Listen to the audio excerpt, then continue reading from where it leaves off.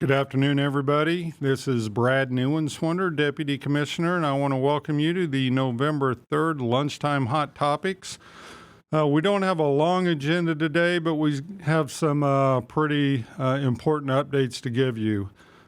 First of all, we're going to talk a little bit about the current conditions that we're seeing right now in Kansas education. Some of this stuff you may have seen presented at the state board.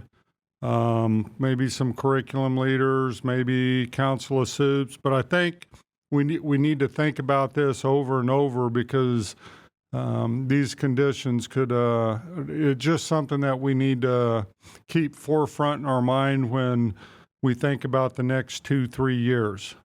That's going to be followed by an update from early childhood on some of our programs, and then finally an update on the early childhood literacy resources that were created by the LINK grant. So jumping into it, just some things that I think are important for us as not only pre-pandemic, what's been occurring up to this point, but then we'll follow it with some of the things that have also influenced just what we're seeing here in education in Kansas.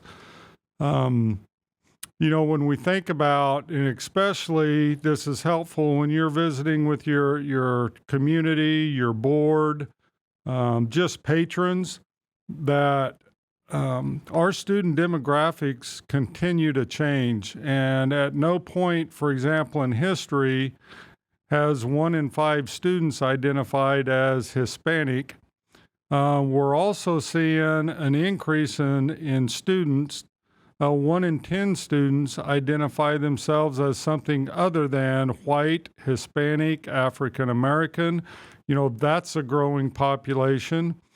And it's just something that, if we don't think that our culture and our student demographics are changing, while it may not in many of our districts overall as a state. I don't think most of the communities across the state recognize that 63% of our students identify as white. Some other things just to be thinking about. While free and reduced lunch students has been declining, you look back to when this is basically, if you go back to the recession of 2008, the Great Recession, we saw a significant increase to where 50% of our students, their households qualified for free and reduced lunch. We are now seeing a decline in that. Most recent here in 21, 46%. We're still not back to where we were pre-recession, but we are seeing a little decline on that. If you look at English language learners, I just really want to stress, while we saw our peak in 2016, we started seeing a decline, but I don't want people to first think that we have fewer English language learners. We need to remember that in 2017, as a state, we made a decision up before 2017, an English language learner had to demonstrate proficiency on what is currently the KELPA, but the English language assessment, they had to demonstrate proficiency 2 years in a row. As a state, we made a decision to move that to just once. A lot of people in the field were saying we are over-testing. If someone demonstrated proficiency, why would we have to be required to provide services for another year when we had other kids coming in that could probably use more intense services? So I think a part of the decline, and probably most of the decline down to 9.3%, is we have more kids exiting the definition of English language learner because they've only have to demonstrate proficiency once now on the KELPA instead of 2 years in a row. But these are just some important things to think about. The one thing that is concerning and continues to grow, sorry, going the wrong way on that, is our students with disabilities. That consistently increases. There's a lot of theories, a lot of causes, just health, just, students, younger parents, students being raised in chemically environments. It just, there's a lot of reasons behind that. But that, when you take all of this into consideration, you can just see a gradual change over the years, but significant when you spread it out over several years. This is just a kind of another way of looking at it. We're seeing a decrease in percentage of students that are white. We're seeing an increase in Hispanic, and we're seeing a slight decrease in African American. But again, the reason bringing this up is I think we need to keep forefront. We're not teaching the same population of students that we did 15, 20 years ago. And so our practices, we need to just continually be looking at what can we do to reach more diverse populations. This is something I want to share with you. Now, this is during the pandemic. So this was the 2021 school year, last year. I know there's a lot to kind of observe here. But if you look at this, this is weeks. So if there were 30 weeks in the school year, week 1 being about the second, third week of August. Blue is, there's a couple blues here, but the lighter blue designates the percentage of our elementary schools or buildings that were either fully on site, so that's the light blue, from mostly remote, mostly hybrid, fully remote, fully hybrid. Before the pandemic, we would only had 2 categories. You're on site or not in session. But these 4 here were a significant disturbance to our normal environment throughout the school year, and you all know that well. So when you look at buildings, even during the worst months, week 13 through 19, you're talking mid-October to the Christmas break. You can see week 20, we had a lot of districts, buildings that just weren't in session because of Christmas. So you start seeing this green show up. But predominantly, about 80% of our buildings at elementary levels were full on-site. But when you look at student populations within those buildings, that's a totally different story.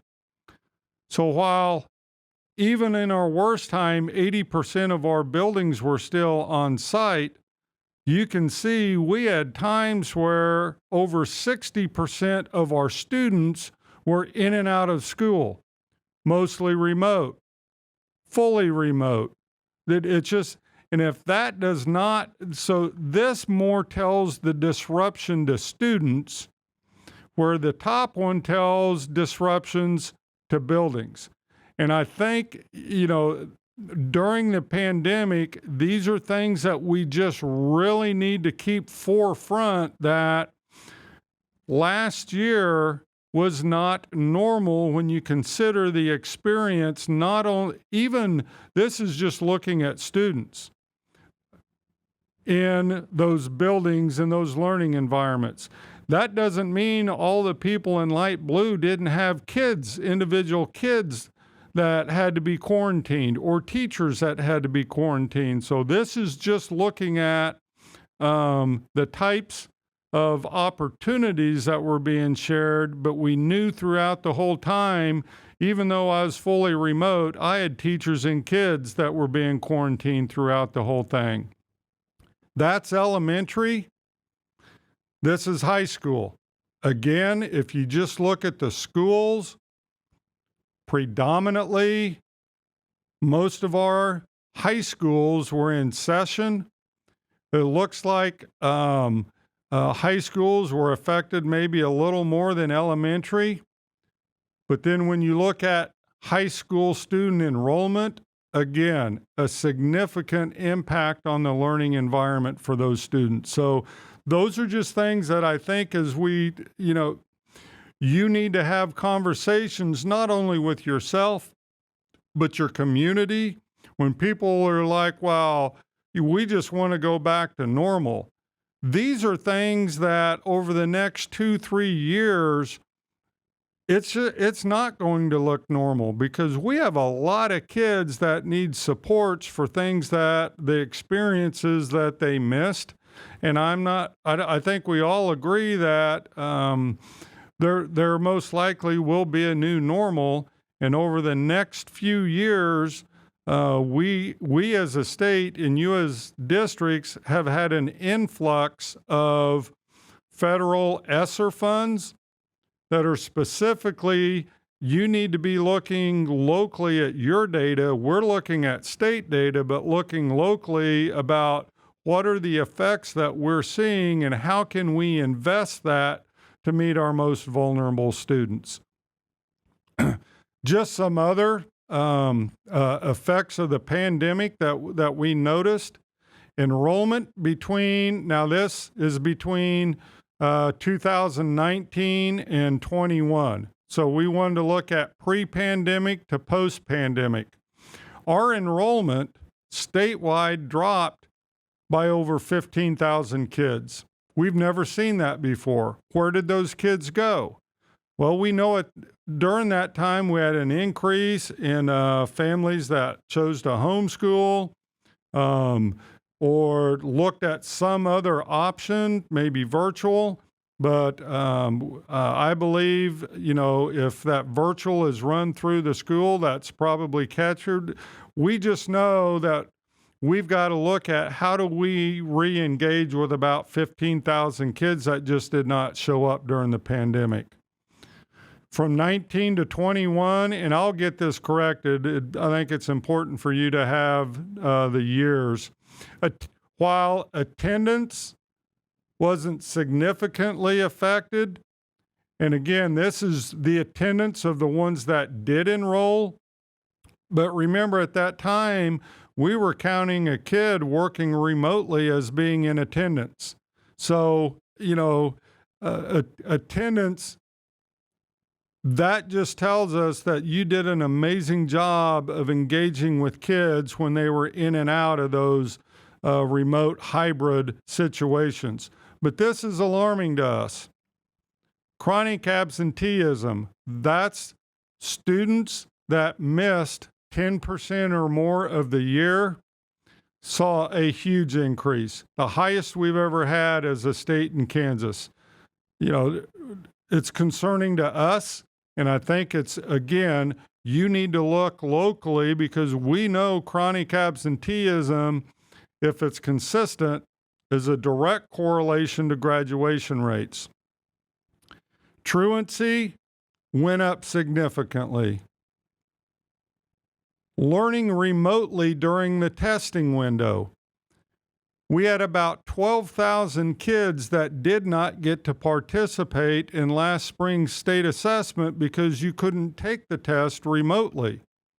So not only did we had 15,000 fewer students from 19 to 21, we also had another 12,000 kids that while they would have tested if they'd have been in person, they couldn't because they were working remotely.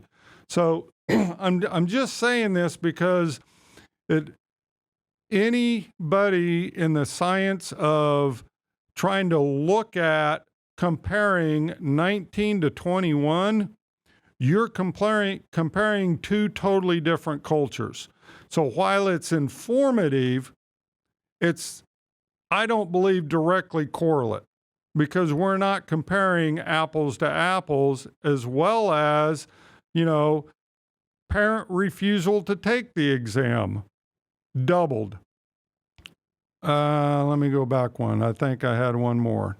Maybe not. But anyway, I just wanted for you and your staff to really think about, yeah, while this looked at statewide, and it's always averages, it's just number, you could have very well been those systems, those schools that were highly affected with over 60% of your kids in and out for a long period of time. So your numbers could be significantly more challenging than this. So I guess my encouragement is, one, don't try to make significant comparisons to prior, but at the same time, we need to really do a deep analysis dive into your data locally, things that we don't have,